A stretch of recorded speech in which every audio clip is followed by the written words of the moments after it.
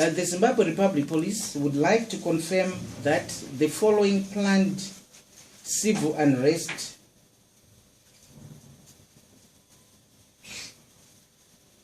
the situation in the country still remains generally calm. We have noted, though, that there were few incidents throughout the country where roads were blocked using stones and burning tires. In Harare, the problem areas were Budiriro 5, Mufakose, Warren Park D, just to mention a few.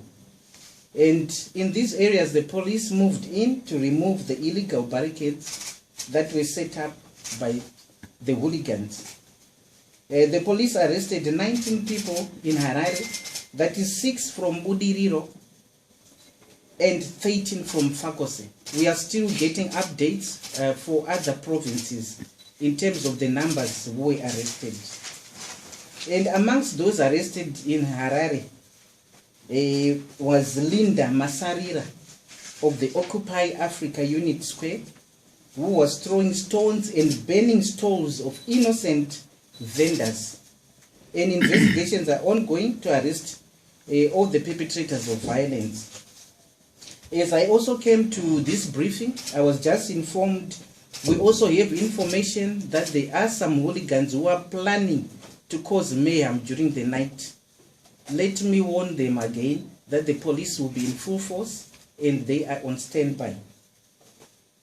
There are also falsehoods that have been circulating on the social media to the effect that Choppy's supermarket in Chitungwiza and Blawayo had been burnt. This is not true. Some banks and shops were also opened for business since police were deployed to ensure safety and security. And this is contrary to social media messages purporting that no uniformed police officers were deployed.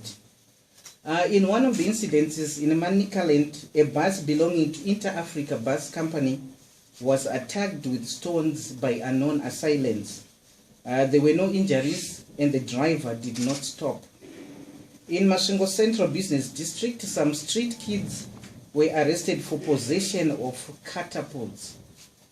And in Matu North, 15 white male adults and 2 black male adults were also arrested for carrying placards written, "Enough is enough." That is in Victoria Falls. And I'm sure you can see a third force behind. Some of them are actually from Australia, but they came to demonstrate in Zimbabwe. In Blawayo, a man was arrested for possession of homemade petrol bombs.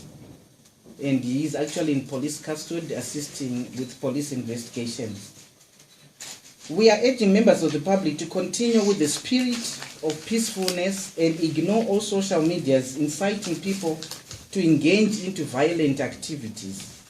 In the same vein, the ZRP would like to thank all those peace-loving Zimbabweans who defied the odds by not being brainwashed to join the hooligans who were disturbing peace and security.